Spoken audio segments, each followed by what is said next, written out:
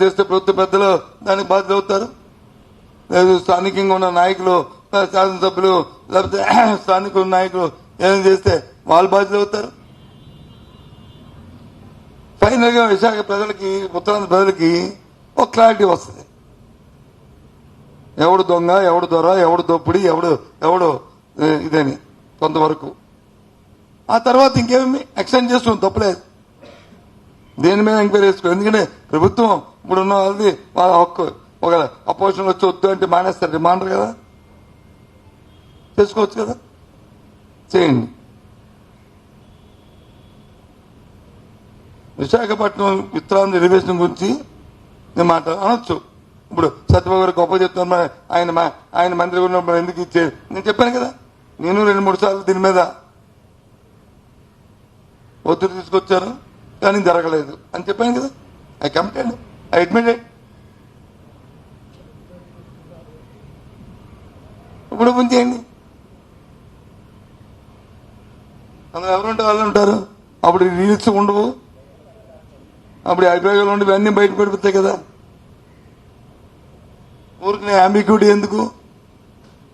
లాడికి తినేశాడు, లీడికి తినేశాడు, అలా పేరు, ఎల్లయ్య పేరు, పుల్లయ్య పేరు మనకెందుకు? ప్రాథమికంగా ఇప్పుడు ప్రేమ పరిస్థితి వస్తుంది కదా. తర్వాత దాన్ని పెట్టుకుని మెయిన్కి వెళ్తారు. తర్వాత ఒక నిజంగా ఎవరి మీదనే దర్యాప్తులో వాంటీలు పెడితే మన న్యాయస్థానంలో చూసుకుంటారు. లేదు వాస్తవమైతే వాస్తవాన్ని దానికి తగ్గ ప్రతిఫలం అనుభవిస్తారు. అంతేగాని రోజు మిమ్మల్ని పిలిచి ఆ పేపర్లు నింపుకోవడానికి రోజు ఎవరో ఏదో మాట్లాడటం, ఏదో రాసేయడం, లేని పని ప్రజలకు వచ్చి అపోలు ఇది పెట్టి ఇంకో ఇది ఉన్నది కదా, వాడు చేస్తే తప్పలేదు కదా, నేను చేస్తే తప్పని ఇంకోటికి లేని పని అపోలుగా రేకెత్తించడం. తప్పు చేసిన శిక్ష పడాలి కదా. సరే, మీ ప్రభుత్వం చేయలేదు, మా ప్రభుత్వం చేయలేదు, మళ్ళీ మీరు వచ్చి చేయండి, తప్పలేదు కదా. ఈ 2 విషయాలు మీతో మాట్లాడదామనే 40 రోజుల తర్వాత మళ్ళీ మేము ముందుకు వచ్చా. ఎన్నికలైన తర్వాత ఒకసారి కలిసాం మనం. మళ్ళీ 40 రోజుల తర్వాత మళ్ళీ మేము ముందుకు వచ్చాము. ఒకటి, ఏదైతే పోర్టులో జరిగిన ఆ రోజు ఇంపోర్ట్ చేసుకున్న 25,000 కోట్ల రూపాయలు అని డ్రగ్స్ ఇంపోర్ట్ చేశారని సాక్షాత్తు సిబిఐ, సాక్షాత్తు ఇంటర్పోల్ దాన్ని ఛేదించి ఆ రోజున్న సిపి గారు అక్కడ వెళ్తే ఆలస్యంగా వచ్చారు.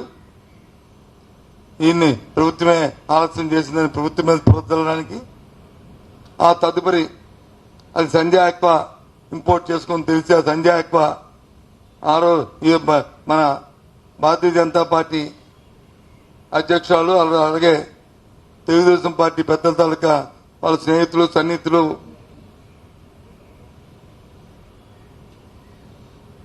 వాళ్ళ తాలూకా బంధువులు అని చెప్పి వాళ్ళని ఆపాదించడం అవి అలా జరిగాయి. కాబట్టి ఆ రెండింటికంటే ముఖ్యం అసలు విశాఖపట్నంకి 25,000 కోట్లు వచ్చిందా లేదా, విశాఖపట్నం తాలూకా ఎలివేషన్, విశాఖపట్నం పోర్టుకున్న ఔన్నత్యం ముఖ్యం. ఇది క్లియర్ చేయాలని రాష్ట్ర ప్రభుత్వం కూడా దాన్ని తెప్పించుకోవాలని, ఉన్న స్థానిక నాయకులు కూడా దాన్ని అడగాలని, అలాగే పార్లమెంట్ సభ్యులు వచ్చి పార్లమెంట్లో ప్రశ్న వేయాలని, అవసరమైతే ప్రధానమంత్రికో వారికి హోంమంత్రికో దాని మీద ఒక లేఖ రాసి సమిష్టమైన లేఖ రాయండి. ఉత్తరాంధ్ర 5 ఎంపీలు అని మాల్ని నేను నిన్న మా పార్టీ ఎంపీలకు కూడా చెప్పాను, మీరు కూడా ప్రశ్న అయ్యింది,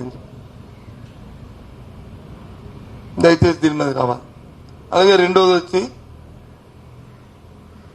విశాఖపట్నంలో భూములు అమ్మాకంతం అయిపోయి అని రోజుకు ఒకరు వచ్చే స్టేట్మెంట్లు జిల్లా పరిషత్ మీటింగ్లోనూ అలాగే కౌన్సిల్ మీటింగ్